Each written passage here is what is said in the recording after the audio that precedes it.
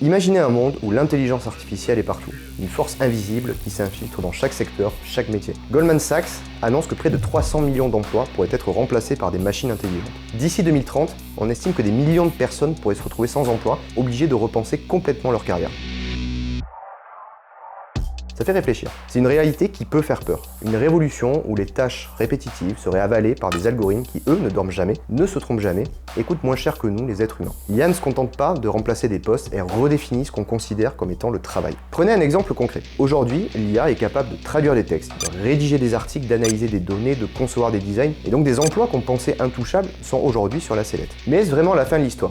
On va creuser un peu plus le sujet. En fait, tout n'est pas si sombre. L'impact de l'IA sur l'emploi, il est bien plus nuancé qu'il n'y paraît. Alors oui, certaines prévisions font froid dans le dos. On dit que 14% des travailleurs pourraient devoir changer de carrière d'ici 2030 à cause de l'automatisation. Aux États-Unis, 2/3 des emplois seront touchés d'une manière ou d'une autre par l'IA. Mais attention, ces chiffres ne signifient pas que tous ces emplois vont disparaître. Dans les emplois développés, environ 60% des emplois pourraient être affectés. Mais affecté, ça ne veut pas forcément dire détruit, ça peut aussi vouloir dire transformer, améliorer ou alors faciliter. Prenez par exemple le secteur de la santé.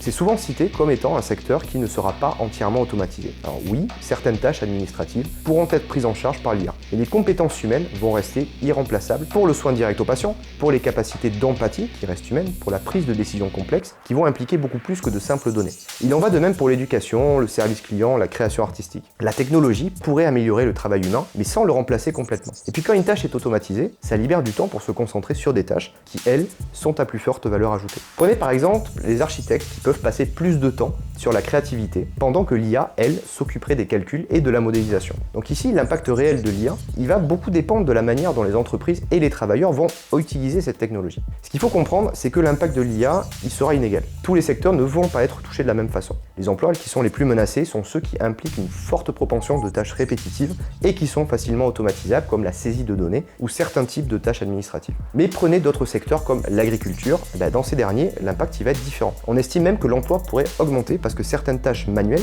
sont difficiles à automatiser à grande échelle. Par exemple dans l'industrie de la construction, qui pourrait être révolutionnée avec des robots et des systèmes d'IA pour les calculs de structure ou la planification logistique, mais où les travailleurs sur le terrain vont rester indispensables pour les ajustements spécifiques et pour leurs compétences qui sont des compétences artisanales. Il en va de même pour les pays. Les économies avancées seront les plus affectées avec environ, comme on disait, 60% des emplois potentiellement impactés. Dans les pays à faible revenu, par contre, on estime que l'automatisation sera moins présente avec seulement 26% des emplois qui seront concernés. Et puis l'accès à la technologie, ce n'est pas le même partout. Les pays qui peuvent investir dans l'automatisation, eux, vont voir leur marché du travail plus transformé que ceux qui n'en ont pas les moyens. Et ça risque d'accentuer les inégalités entre les pays et même au sein du même pays selon les secteurs économiques. Mais il y a une autre phase à cette histoire. L'IA, elle ne se contente pas de détruire des emplois, elle en crée aussi beaucoup. Beaucoup d'experts estiment que l'IA va ouvrir la porte à de nouveaux types de postes, à de nouvelles types d'activités, notamment dans le développement, la maintenance et aussi la supervision de tous ces systèmes intelligents. On peut donc imaginer des métiers totalement nouveaux. Des formateurs en IA, des spécialistes du contrôle des biais algorithmiques, des éthiciens spécialisés dans les prises de décision de ces machines, des analystes de données, experts en modèles d'IA et bien d'autres. Les entreprises qui adoptent l'IA doivent souvent embaucher des spécialistes pour les aider à mettre en place ces technologies. D'ailleurs, on estime que 91% des entreprises qui utilisent ou qui prévoient d'utiliser l'IA en 2024 prévoient d'embaucher de nouveaux employés dans le domaine en 2025. Pensons aussi aux emplois indirects qui vont naître de l'évolution de la demande dans d'autres secteurs. Par exemple, avec la démocratisation de l'IA dans l'industrie automobile, on peut imaginer que pour les véhicules autonomes, on va créer une nouvelle demande pour des infrastructures de recharge électrique, pour l'entretien spécialisé de ces véhicules ou aussi pour la conception de nouvelles réglementations de sécurité routière. L'histoire nous montre aussi que les révolutions technologiques, elles n'ont jamais mené à un chômage de masse durable. Lors de la révolution industrielle, certes, beaucoup d'emplois ont disparu, mais plein d'autres sont apparus. Si on retourne dans les années 80, on aurait beaucoup de mal à expliquer aux gens qu'en 2020, une grande partie de l'économie serait occupée par ce qu'on appelle des développeurs informatiques, des créateurs d'applications mobiles, des designers UX UI, des community managers ou même des influenceurs. Aujourd'hui, on voit plus facilement ce qui va disparaître, mais on n'a pas encore de la visibilité sur ce qui va apparaître. Du coup, quel avenir nous attend ? Un avenir où le travail sera transformé mais pas éliminé. Philippe Aghion, qui est un économiste renommé, affirme que l'IA ne créera pas de chômage de masse, mais elle va plutôt transformer la nature du travail. L'IA va prendre en charge les tâches simples, nous laissant celles qui requièrent de la créativité, de l'intuition, de l'émotion, des qualités que les machines ne peuvent pas imiter.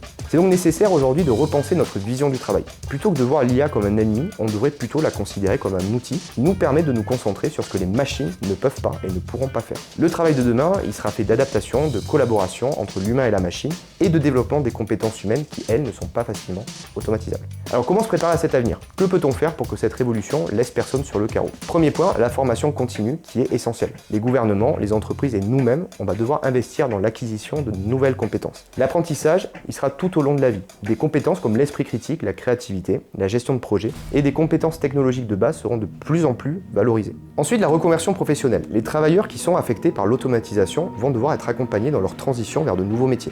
Des programmes de reconversion, des aides à la mobilité professionnelle vont être indispensables. Des formations qui seraient financées par l'État ou par des entreprises pourraient permettre à des millions de personnes de se repositionner sur le marché du travail. Par exemple, les bootcamps de formation rapide aux compétences numériques ont prouvé leur efficacité pour former rapidement des personnes au métier de la tech. Ce type de format de formation devrait être accessible pour tous afin de permettre à chacun d'acquérir les compétences nécessaires à la nouvelle économie. Et puis il faut qu'on cite aussi certaines voix, comme celle d'Elon Musk qui plaide pour un revenu de base universel, qui serait une manière de garantir que personne ne soit laissé sans ressources face à ces changements rapides. Bien que controversée, cette idée commence à faire son chemin dans certains pays. Le revenu de base pourrait offrir une sécurité financière à ceux qui ont du mal finalement à s'adapter au changement du marché du travail et pourrait leur permettre d'avoir une transition plus douce vers de nouvelles opportunités. Alors une autre solution, ça pourrait être le développement de nouvelles formes de travail plus flexibles, en favorisant l'entrepreneuriat, l'auto-emploi et les initiatives locales. Les plateformes numériques pourraient être utilisées pour créer des coopératives de travailleurs qui permettraient aux individus de partager des ressources et de collaborer pour tirer parti de l'automatisation plutôt que de la subir, tout en évitant de précariser les travailleurs. Donc en résumé, oui, l'intelligence artificielle va transformer le monde du travail, ça c'est indéniable. Oui, des emplois vont disparaître, mais d'autres vont apparaître. Nous devrons nous adapter, comme nous l'avons fait à chaque grande révolution. L'avenir, il est ni tout noir ni tout blanc, il est rempli de défis mais aussi d'opportunités. Donc l'IA ne mettra pas tout le monde au chômage, elle va redéfinir ce que signifie travailler, et c'est à nous de faire en sorte que cette transformation soit bénéfique pour le plus grand nombre. La clé de cet avenir réside dans l'adaptation, la résilience et une volonté collective d'utiliser la technologie comme un levier d'amélioration plutôt qu'une menace pour notre existence professionnelle. Et les solutions, elles existent et elles sont à notre portée. La formation, la reconversion, des politiques d'inclusion et l'innovation sociale. Ce qui est certain, c'est que le futur du travail va dépendre de la façon dont on choisira ensemble de relever ce défi. On peut construire un avenir où l'intelligence artificielle est un allié et non pas un ennemi. Je suis Martin de Polaria, votre guide dans cette aventure entre l'humain et l'IA. Si vous voulez prendre le contrôle de l'IA avant qu'elle ne prenne le vôtre, on a créé un livre exclusif spécialement pour vous, l'intelligence artificielle de la conception à l'usage. Téléchargez-le dès maintenant en cliquant sur le lien dans la description. Laissez votre avis en commentaire, on sera ravis de tous les lire et de vous répondre. Et selon nous, non, l'IA ne va pas vous remplacer, par contre, vous pourriez l'être par quelqu'un qui, lui, sait l'utiliser.